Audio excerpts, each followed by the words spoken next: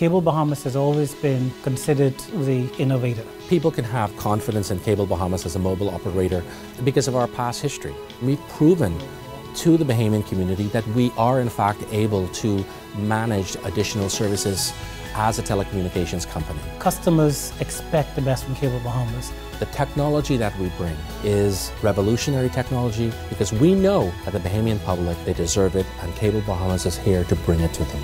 We are ready. Turn us on. Good evening, Bahamas. You're tuned into NB12 Weekend, broadcasting from Cable 12 Studios in Robertson Road.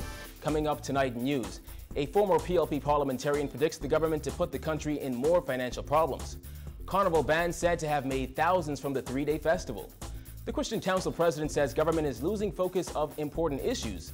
Plus, a man aims to spread his passion for music to a younger generation. We've got those stories and more for you tonight. I'm Kyle Joaquin, and NB12 Weekend starts right now.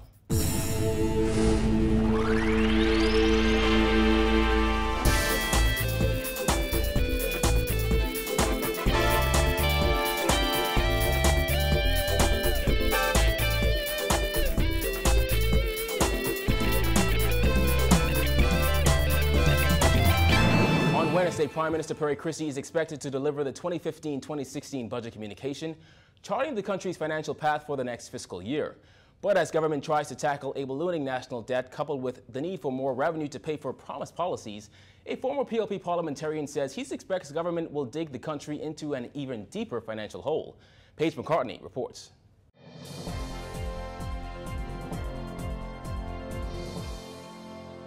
While government maintains it has been able to consistently lower the national debt over the past 3 years, and with an expected nearly $2 billion budget, former PLP Member of Parliament Philip Galanis is questioning how the government can successfully close the gap between what the country wants to shell out and what the country earns without falling into even more debt.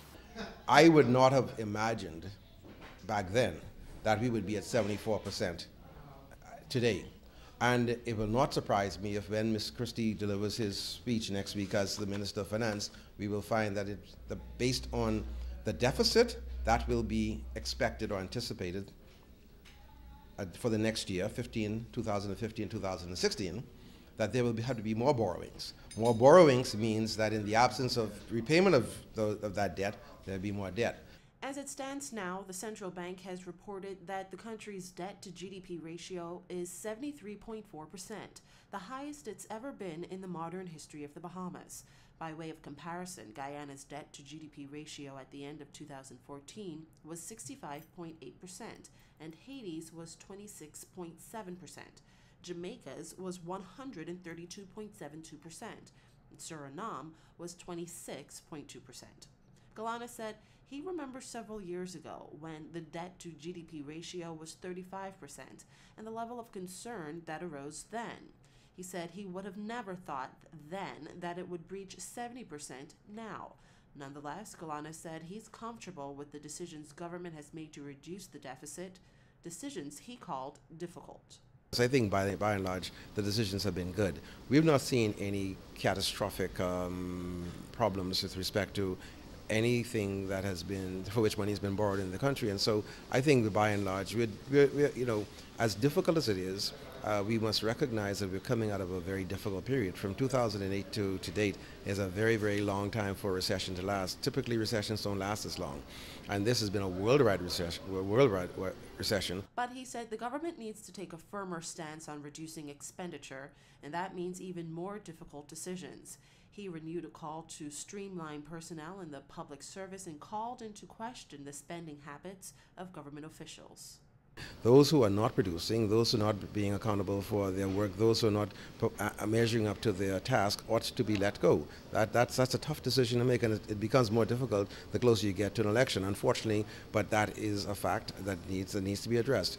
Secondly, I think the government should really seriously look at every line item of expenditure and really ask, is this necessary? Is this really required? We see a lot of travel by ministers, a lot of travel by other persons who are not ministers, and you know that they travel first class. You know that they have a per diem, they have considerable expenditures that are covered by the state, and because it's not their money, although it is, they often take the attitude that, well, we don't have to be as abstemious as we should be in normal circumstances. I mean, many government ministers should ask themselves, many people in government, senior government officers should ask themselves, if this were my money, would I do it?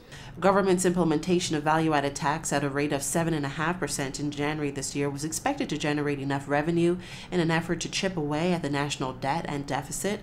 However, calls for a Fiscal Responsibility Act to hold government accountable for the use of funds collected from VAT have so far gone unheeded. But Minister of State for Finance Michael Halkitis recently assured the media that the Christie administration would not go on a spending spree with value-added tax revenues, and that the funds would largely be put toward reducing the amount of money the administration borrows to run the government. Reporting for NB12 Weekend, I'm Paige McCartney.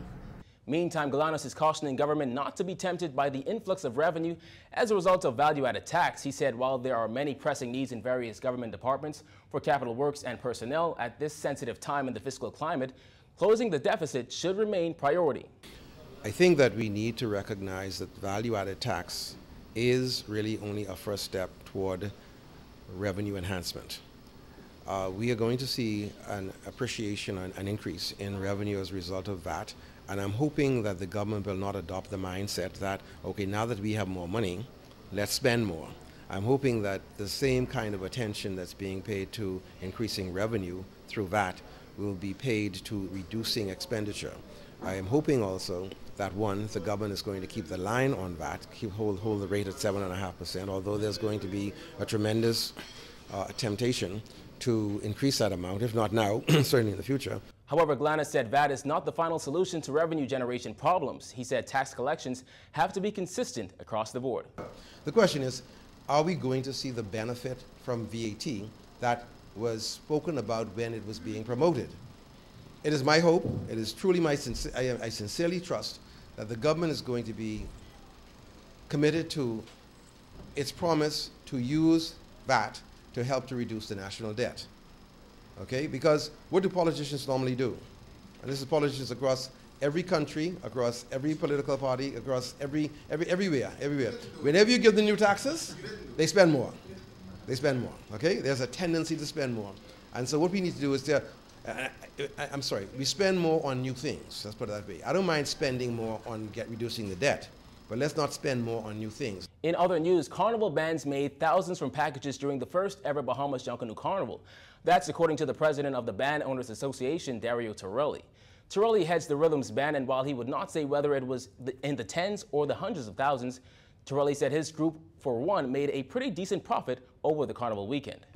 We are marketing and selling our products individually from each band. My company made a profit, I can say that. What the profit is for other bands, we didn't ask. That's another stipulation by the association. Did you make a profit and how much you make? But talking to the band owners, we made a profit. And thanks to the government and the vision of Paul Major, Roscoe and his team, that we got some assistance. And Danny Johnson, I must mention the Minister Danny Johnson of Culture did an excellent job. I mean, best man for the job at this point in time, and we made a profit. Prime Minister Perry Christie already dubbed Junkanoo Carnival a success despite not having released figures of how much was actually made. It was reported that vendors did not make as much as anticipated, and some critics have questioned how many tourists actually came for the event. TERELLI says there is a serious misconception when people talk about heads in beds. In my collaboration with Fusion and Sting Rhythms, we had 54 ethnicity in terms of people from Canada, from England. You're talking Creole, dark-skinned Creole, light-skinned Creole, Jamaicans, white Americans, white English, Asian. We had an Asian on the band, dancing better than I can dance. And so heads in beds, you keep equating heads to bed to white folks. Heads in bed mean persons from every diaspora of the world in the Bahamas, and that's a success right there. So as the spokesman for the carnival bands, we asked TERELLI if band owners were satisfied and what they feel could have been better. Bahamians could take advantage of this opportunity. That whole route, which was 5.2 miles, leaving the stadium, there was no vendors on the side of the street. Nobody selling cold coconut water. Nobody selling water. Nobody selling ice cream. Nobody selling snowballs. Nobody selling cold sliced watermelon. That's what the Bahamas and the Bahamians who in need of an income could do better. Of course, we are preparing now, so preparation ahead of time. timelines and dates will make us perform better, talking much closer to, much earlier to vendors. With 56 murders recorded so far this year, President of the Bahamas Christian Council, Reverend Dr. RANFORD Patterson, says government seems to be losing focus on the issues that are most important to Bahamians. In Patterson's opinion, it appears in recent months government has turned its attention to things like Bahamas Junkanoo Carnival, the tourism industry, and foreign direct investment. But the pastor said if crime isn't addressed, none of those industries can thrive. We're too soft. We're too soft on criminals. Criminals need to be dealt with. I think we're too soft. We need to put, and that's why I believe they laugh at us, because they know, look, I could commit a murder, I go to court, go to prison, I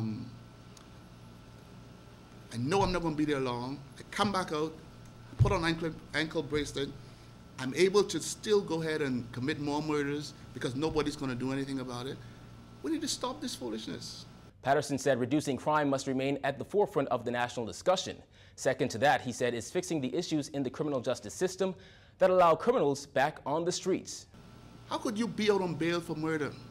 And we've asked this question to the commissioner, we've asked this question to, well, the commissioner has nothing to do with it. We have asked this question to those who are in authority. How could people be on bail and murder? And we were told by a high official in the courts, the reason they are out on bail is because their cases don't come up in time. Then do what it takes to bring the cases up on time. There's no excuse. There's no excuse for what's happening in our country. I was just told the other day that someone got robbed on Bay Street, almost in front of Parliament. How could that be? Where's the police? No one should ever get robbed on Bay Street. In news from the crime beat, police are seeking the public's assistance in solving a shooting incident that has left a man detained in hospital. According to reports, shortly before 9 last night, a man was standing in front of his residence along Meadow Street when he was shot in the leg. The man reportedly fled on foot. The victim was transported to hospital where he is listed in stable condition. Investigations are ongoing.